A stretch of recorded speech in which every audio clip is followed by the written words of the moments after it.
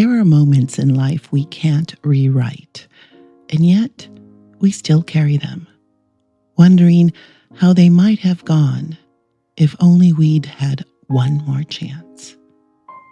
This is If I Could Say One More Thing, a place where unfinished conversations find a home, and the smallest gestures can echo louder than we expect. Here, we share stories of love and loss, kindness and connection, each one offered like a letter you might have written if you only had one more moment.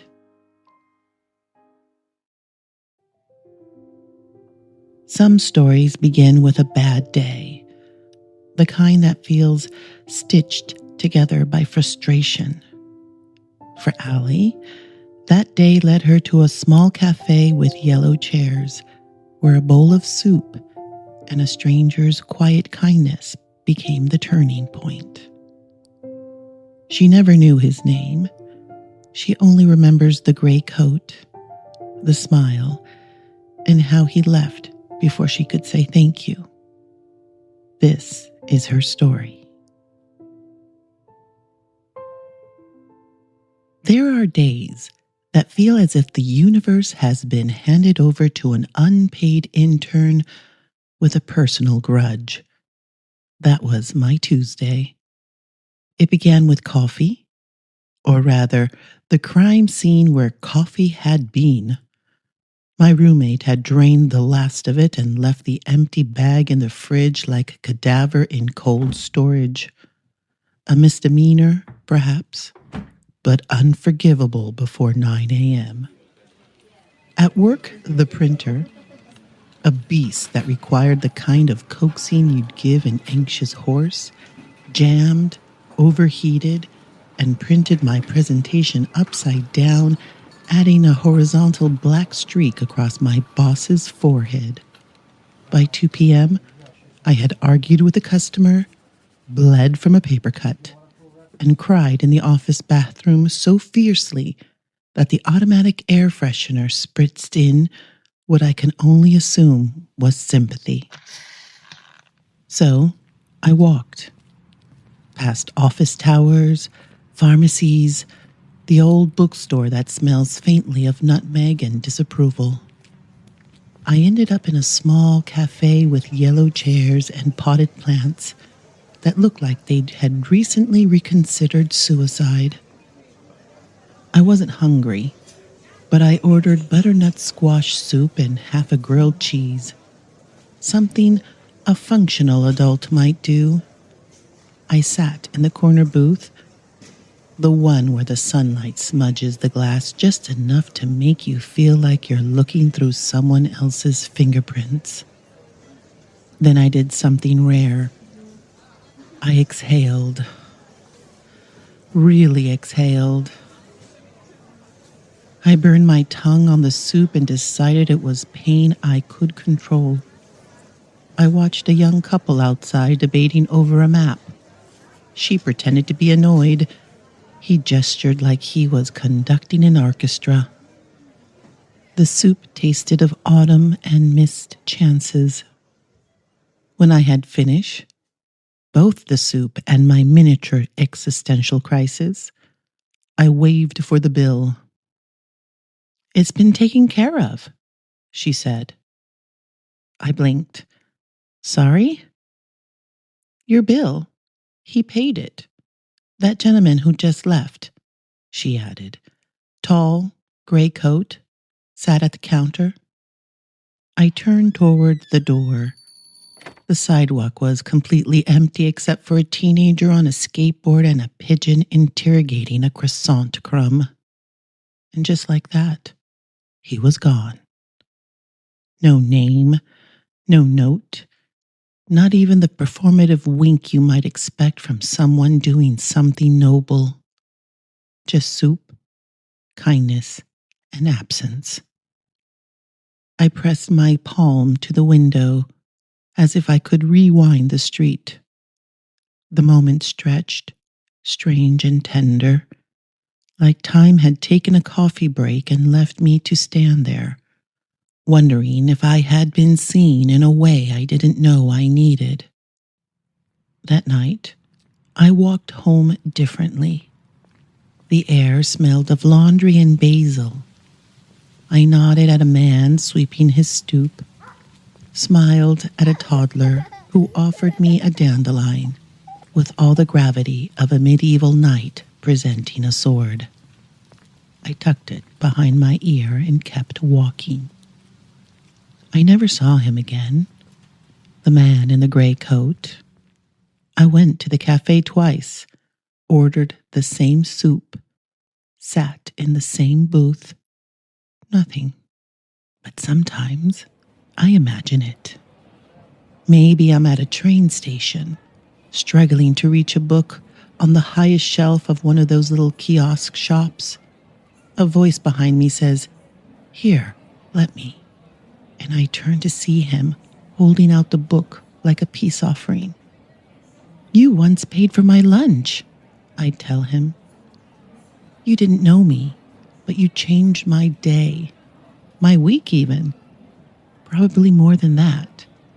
You gave me something bigger than soup. You gave me hope." He'd look at me for a moment, long enough for me to worry if I've embarrassed him, and then he'd smile, almost to himself. "Ah," he'd say, "you were the one in the yellow booth." And then, because this is my imagination, the train would arrive.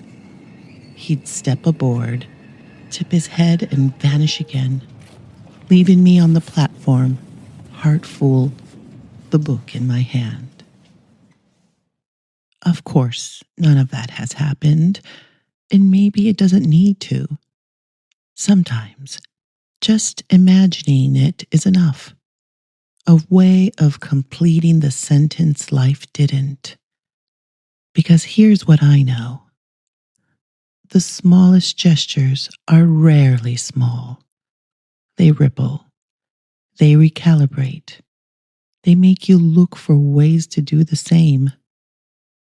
A month later, I paid for an elderly woman's groceries when her card failed. She called me an angel in yoga pants. I've started leaving umbrellas in my car for strangers. I slipped notes into library books. "You matter," or "It's okay to rest," or "Don't trust people who say cilantro tastes like soap. It's a gene, not a personal flaw." Because once someone saw me, and it mattered.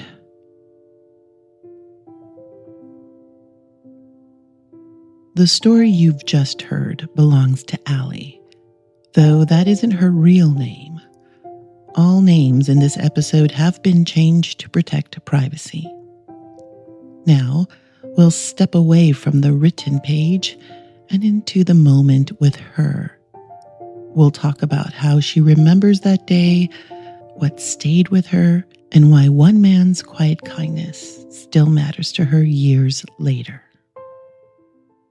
So, Allie, you just heard me read your story aloud.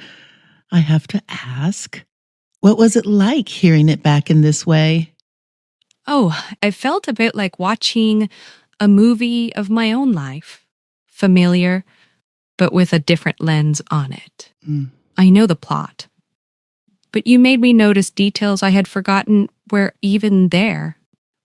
Like how the cafe light hit the window that day, or how the soup steamed curled up like it was in no hurry to go anywhere.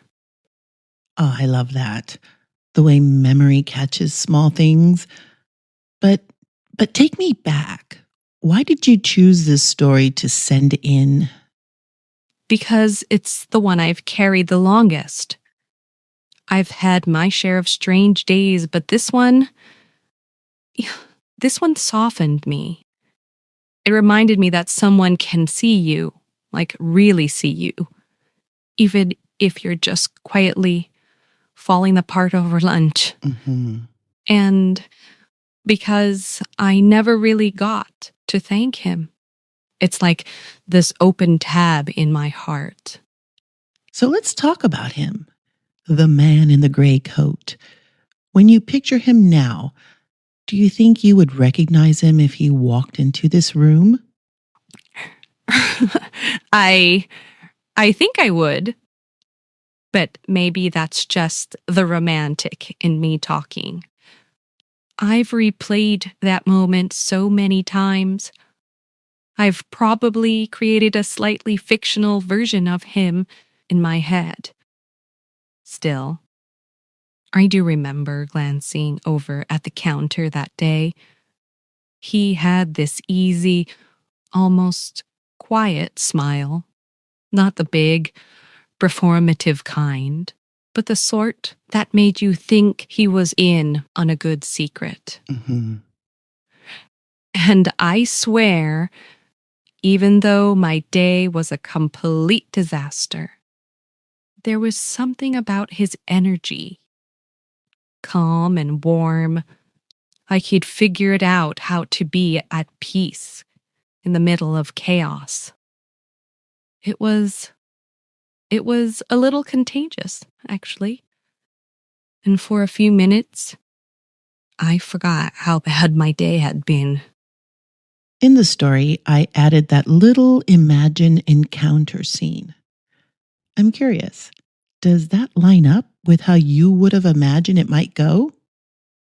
Oh, yeah. In my mind, it's always been short and simple. They wouldn't have some big cinematic reunion or anything. There would be a couple of lines, maybe a shared smile, and then we'd each walk away. You know, the magic was in the smallness of it, so I wouldn't want to overcomplicate that. Oh, that's such a good point. Sometimes the quiet moments are the ones that stick. But I have to ask, did you ever go back to that cafe hoping you'd see him again? Oh, I did. Twice. I sat in that booth, ordered the same soup, even timed it so I'd be there around the same hour. But no luck. It almost made me laugh, like he'd been airdropped into my day for some specific purpose. And then, poof, gone. Listening to the story, I think people are going to wonder, did that one gesture actually change how you treat strangers? Completely. I mean, it's like it turned my eyes differently. I started noticing like tiny things. A stranger juggling groceries, or a kid trying to get a vending machine to work. And I started stepping in when I could. I've handed back dropped gloves, paid for someone's bus fare, left notes in library books. They're tiny things. But I think that's the point. The tiny things are never just small. Oh, I love that. The tiniest things are never just small. Okay, so now for my usual final question. If by some crazy twist of fate, he is listening right now, what would you say to him? I'd say, thank you for seeing me on that day that I felt invisible. You'll never know what that meant. And I hope you're still out there, quietly making the world better, one bowl of soup at a time. Allie, thank you so much for sharing it and for letting me share it with everyone listening. No, thank you. And hey, if anyone spots a tall guy in a gray coat, send him my way.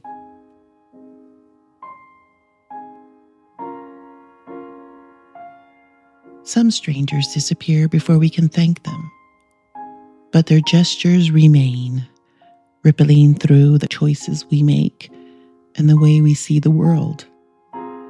If this story touched something in you, a memory, a kindness you've given or received, I hope you'll follow this podcast so you can walk with us through more moments like this one. Because sometimes The smallest acts leave the deepest mark. I'm Andrea Applewick, and this is If I Could Say One More Thing.